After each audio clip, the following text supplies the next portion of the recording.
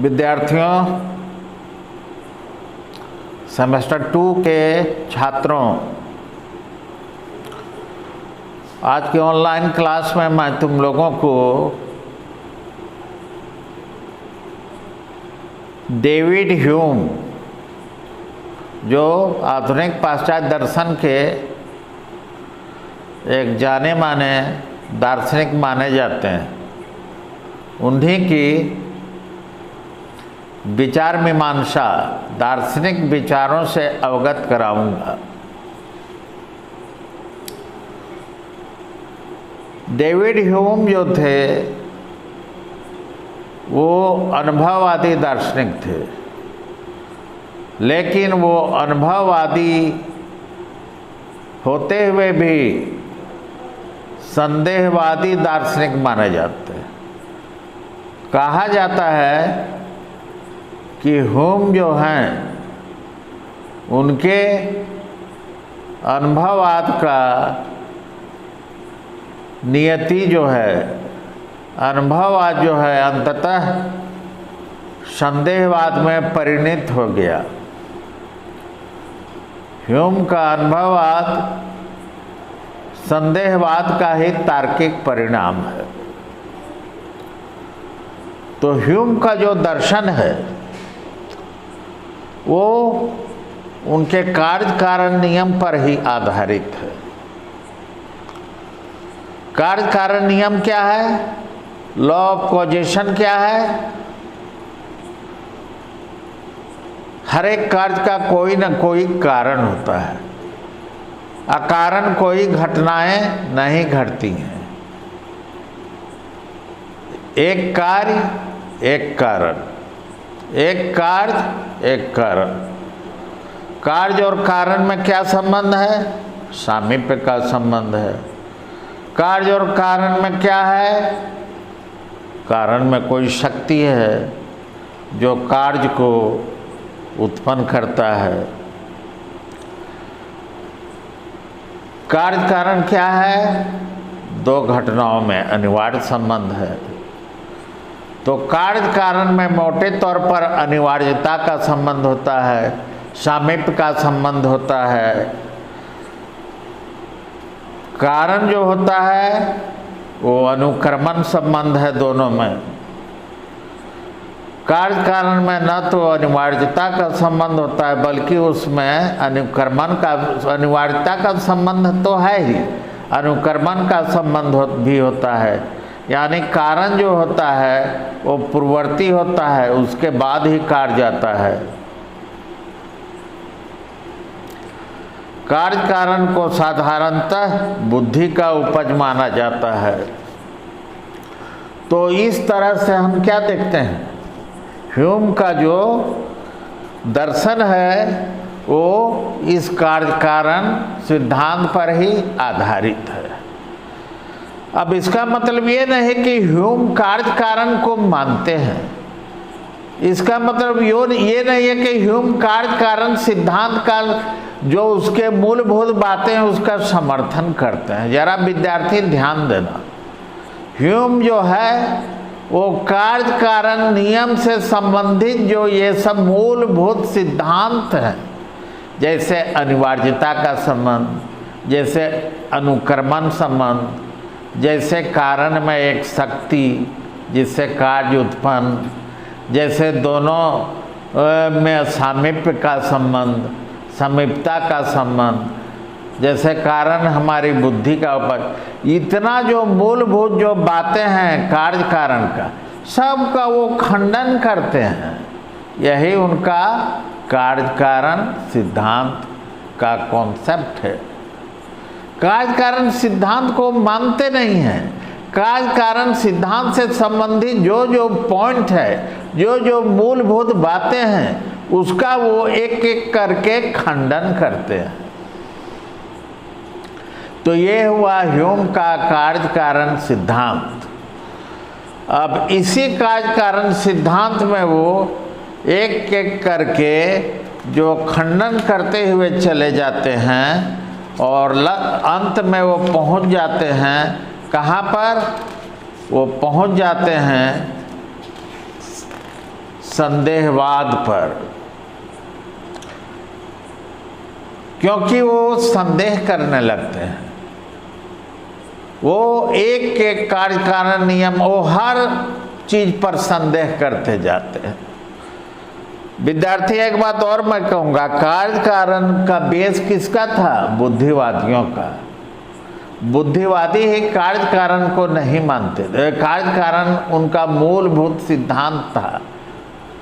जैसे जन्मजात प्रत्यय उनका मूलभूत सिद्धांत था, उसी तरह कार्य कारण संबंध, जिसका ह्यूम ने खंडन कर दिया। तो ह्यूम लॉक से इस बात से सहमत हैं कि हमारे ज्ञान का एकमात्र स्रोत क्या है? इंद्रिया अनुभव है, जिसका दो खिड़की है, सेंसेशन और रिफ्लेक्शन, जिन पर हमारा ज्ञान निर्भर है। हमारे ज्ञान का विषय केवल संस्कार और प्रत्यय है। इंद्रिया अनुभव ही यथार्थ ज्ञान की कसौटी है। बर्कले से वे इस बात पर सहमत है, कौन? ह्यूम, कि सत्ता जो है इंद्रिया अनुभव मूलक है एवं सारा ज्ञान विशेष एवं वास्तविक होते हैं। ह्यूम के संपूर्ण दर्शन का सार अभी मैंने क्या कहा? कार्य कारण सिद्धांत पर आधारित है। प्राय कार्य कारण में अनिवार्य संबंध और अनुक्रमण संबंध पाया जाता है, लेकिन ह्यूम के अनुसार कार्य कारण में अनिवार्यता का संबंध नहीं है। वो कार्य कारण के अनिवार्यता का खंडन करते हैं, कार्य कारण के अनुक्रमण संबंध का खंडन करते हैं, कार्य कारण में जो सामीप्य का संबंध है उसका खंडन करते हैं, कार्य कारण में जो हम कहते हैं बुद्धि का उपज है उसका खंडन करते हैं। एक एक करके वो कार्य कारण के मूलभूत बातों का खंडन कर देते हैं, जिससे कार्य कारण सिद्धांत अनुपयोगी हो जाए, वो उसका नींव धराशायी हो जाए। ह्यूम कहते हैं हमारी एक मानसिक आदत है कि एक घटना की उपस्थिति से हम दूसरे घटना की उपस्थिति होगी ऐसा हम अपने आप बोलने लगते हैं। क्यों? ऐसा क्यों होता है? बार बार एक घटना को दूसरी घटना का अनुसरण करते हुए हम देखते हैं तो हमारे मन में यह विश्वास या एक आदत जकड़ जाती है कि हम यह मानने लगते हैं कि दो घटनाओं के बीच एक अनिवार्य या एक अविच्छेद संबंध है, जबकि ये सरासर बेमानी बात है। हम हर रोज देखते हैं कि आग को छूने से हाथ जलने लगता है, तो हम बार बार एक आग और एक जलना, ये दो घटनाओं को आपस में देख लेते हैं। तो इसी में से हम एक को कारण एक को कार्य मान लेते हैं कि जहाँ जहाँ आग होगी वहाँ आग को छूने से हाथ जलता है, आग जलने का कारण है, ऐसा हम बोलने लगते हैं। ऐसा हम इसमें से एक को हम कार्य बोलते हैं, एक को कारण बोलते हैं। लेकिन ये हमने बहुतों दिनों से जो ऐसा देखा, तो इसके आधार पर हमने कहा कि कार्य कारण में अनिवार्य संबंध है, जबकि ये एकदम कपोर कल्पना है। क्या हम ऐसा नहीं कर सकते कि आज आग हमें जला रही है तो क्या भविष्य में भी हमको जलाएगी? क्या हम ऐसा नहीं कर सकते कि आज आग जलाती है तो भविष्य में हमें ठंडक दे सकती है? आज हमें बर्फ से शीतलता का अनुभव होता है, कनकनाहट का अनुभव होता है, कल हो सकता है यही बर्फ हमें गर्माहट दे। इसका एक बहुत बड़ा प्रूफ हम बताएंगे कि आप आइसलैंड जाइए, वहाँ पर बर्फ ही बर्फ है और उस बर्फ में बर्फ का ही घर बना होता है। वहाँ पर एस्किमो जनजाति के लोग आराम से उस घर के अंदर रहते हैं। तो ह्यूम कहते हैं कि दो घटनाओं में हमारी आदत बन जाती है, मानसिक आदत बन जाती है, एक ही जैसा, जो हम उसके लक्षण को देखने लगते हैं, जबकि ये जरूरी नहीं है। तो इस तरह से हम जो है संदेह तो करेंगे। तो संदेह, वो कहते हैं संदेह तो हम करेंगे ही। यदि आज आग हमें जलाती है तो कल आग हमें ठंडक भी दे सकती है। तो ह्यूम जो है वो धीरे धीरे हम उन्हें संदेहवादी ही क्यों न कह दें, ऐसा सवाल उठने लगता है। प्रश्न है कि वो जो अनुभववाद है, लॉक का अनुभववाद, वो ह्यूम में संदेहवाद में क्यों कन्वर्ट हो जाता है। इसका कारण यह है कि इनका जो लॉक का अनुभववाद है उसका नींव जो है अनुभववादी थी, और इसका आदर्श असंदिग्ध तथा सार्वभौम होना चाहिए था। लेकिन ह्यूम ने स्पष्ट कर दिया कि प्रत्यक्ष पर आधारित हमारा ज्ञान जो है वो अनिवार्य, असंदिग्ध, सार्वभौमिक और अनुक्रमिक नहीं होता है। वैसा हो ही नहीं सकता। क्या है, जरूरी है कि वही ज्ञान के नाम से पुकारा जाए जो अनिवार्य एवं असंदिग्ध हो।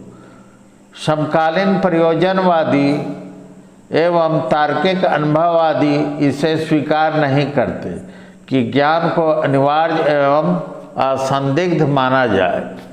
ये लोग भी कहते हैं कि किसी भी वास्तविक ज्ञान तभी हो सकता है जब उसके सत्य होने की संभावना विशेष रूप से हो। इसलिए यदि हम मान लें कि संभाव्य ज्ञान भी ज्ञान है तो अनुभववाद को संदेहवाद में परिणत होने की संभावना नहीं रहती। अतः यह आवश्यक है कि अनुभववाद का अंतिम परिणाम संदेहवाद हो।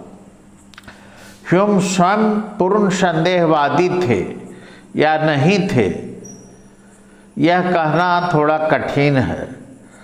स्वयं ह्यूम ने भी अपने बारे में लिखा है कि वे संदेहवादी नहीं थे। यहाँ दो बात हैं। पहला, ह्यूम मानते थे कि प्रत्यक्ष पर आधारित अनुभववाद सही नहीं है। वे मानते थे कि साहचर्य के नियम को स्वीकार करना चाहिए। वे समझते थे कि परंपरा और कल्पना से वह ज्ञान मिल सकता है जिसे जीवन यापन में पर्याप्त समझा जा सकता है।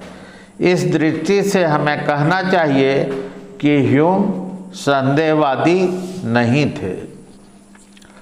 दूसरी जो तथ्य है उसके आधार पर ह्यूम ने दिखलाया है कि बुद्धि एवं समझ से प्रत्यक्ष एवं प्रत्यय के आधार पर असंदिग्ध ज्ञान संभव नहीं। तो इस दृष्टि से उन्हें संदेहवादी हम कहेंगे। तो यहाँ जो है ह्यूम संदेहवादी थे या नहीं थे, यह एक बड़ा ही अहम प्रश्न है। और दार्शनिक जो हैं उनमें भिन्न भिन्न प्रकार का ह्यूम के संदेहवादी होने या न होने पर एक मत दार्शनिक नहीं है। कोई कहते हैं ह्यूम संदेहवादी थे, कोई कहते हैं ह्यूम संदेहवादी नहीं थे। तो संदेहवाद का मुख्य रूप से अर्थ क्या है, मीनिंग क्या है, तो जरा इसको हम पहले जान लें। संदेहवाद वह दर्शन है जो कि किसी प्रकार के दार्शनिक ज्ञान को संभव नहीं मानता। संशयवाद या संदेहवाद से तात्पर्य यह है कि व्यक्ति के ज्ञान को अनिवार्य और निश्चित होने में संदेह है।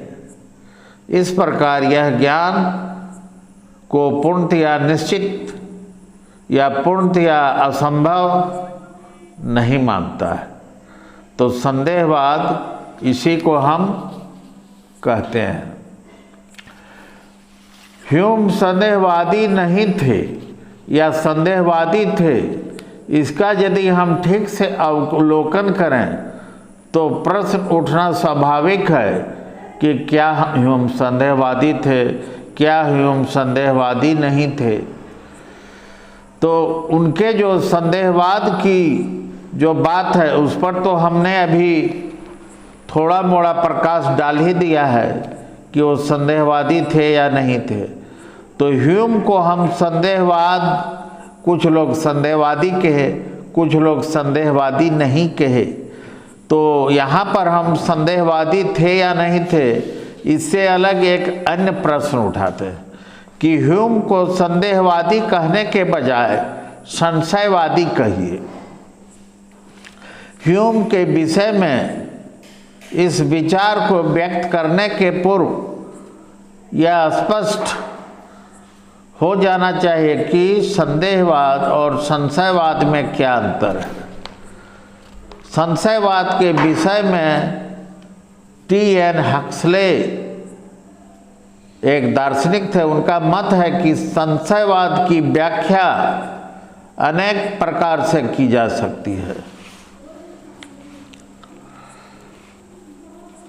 परंतु उन सभी का निचोड़ यह कि किसी भी व्यक्ति के विषय में यह कहना अनुचित है कि वह किसी भी तर्क वाक्य के वस्तुगत तर्क के विषय में निश्चित है, जब तक कि वह उस निश्चयता के तार्किक दृष्टि में प्रमाणित करने के लिए पर्याप्त प्रमाण उपस्थित न कर सकता हो।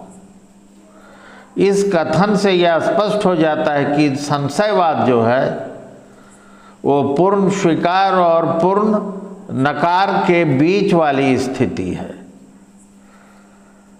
तो इस तरह से हम देखें तो ह्यूम को संशयवादी कहना ही अधिक उचित होगा, क्योंकि वह भी न तो ईश्वर, न कार्य कारण, न जड़ तत्व आदि की सत्ता को पूर्णतः नकारते थे और न तो पूर्णतः स्वीकार करते थे। तो वो हमारे पास तत्काल जो है ज्ञान के बाहर किसी वस्तु के अस्तित्व को सिद्ध करने के लिए कोई प्रमाण नहीं है, इसलिए हम उसके अस्तित्व के विषय में निश्चयपूर्वक कुछ नहीं कर सकते। और जिस प्रकार प्रमाण के अभाव में हम वस्तुओं के अस्तित्व को स्वीकार नहीं कर सकते, उसी प्रकार उसका अस्तित्व न होने के विषय में भी प्रमाणों के अभाव होने से हम उसके अस्तित्व को पूर्णतया नकार भी नहीं सकते। तो इस प्रकार विद्यार्थियों, हम ह्यूम को संदेहवादी न कहकर संशयवादी कहेंगे। विद्यार्थियों, तुम यहाँ पूछोगे संशयवाद का अर्थ क्या है सर? तो संशयवाद जो है वो संदेहवाद से एक अलग मध्य मार्ग है।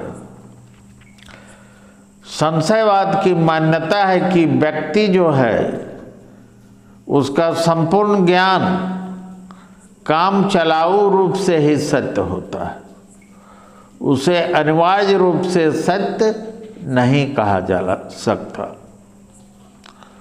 वस्तुतः किसी भी वैज्ञानिक और दार्शनिक में कुछ न कुछ संशयवादी भी होना आवश्यक है। संशयवाद के बिना व्यक्ति अपने विचारों की समीक्षा नहीं कर सकता है। हम अपने विचारों की समीक्षा उसी स्थिति में करते हैं जब हमें उसकी अनिवार्यता में संदेह होने लगता है। तो दर्शन और विज्ञान के क्षेत्र में संशयवाद के कारण ही प्राचीन सिद्धांतों की भी समीक्षा की जाती है।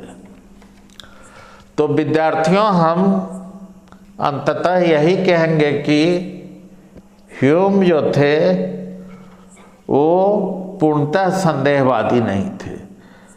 तो जब पूर्णतः संदेहवादी हम नहीं कहेंगे तो उनको अंशतः संदेहवादी भी कह देंगे, अंशतः संदेह रहित भी कह देंगे।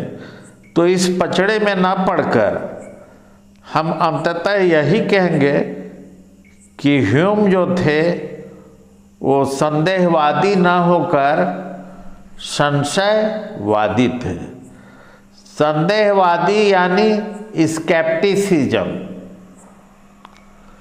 और संदेहवादी यानी स्केप्टिसिज्म और संशयवादी यानी एग्नोस्टिसिज्म। तो विद्यार्थियों, आज मैंने ह्यूम भी तुम लोगों का क्लास समाप्त किया।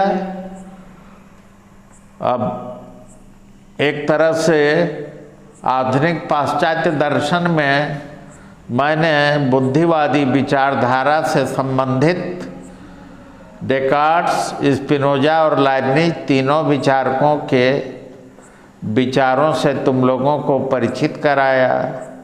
उसके बाद क्रमशः 3 अनुभववादी विचारक लॉक, बर्कले और आज का जो टॉपिक था यानी ह्यूम, इन तीनों अनुभववादी विचारकों के भी विचार मीमांसाओं से तुम लोगों को अवगत कराया। इसके बाद एक कांड आते हैं जो दोनों विचारधाराओं की आपसी लड़ाई में मेल मिलाप करते हैं।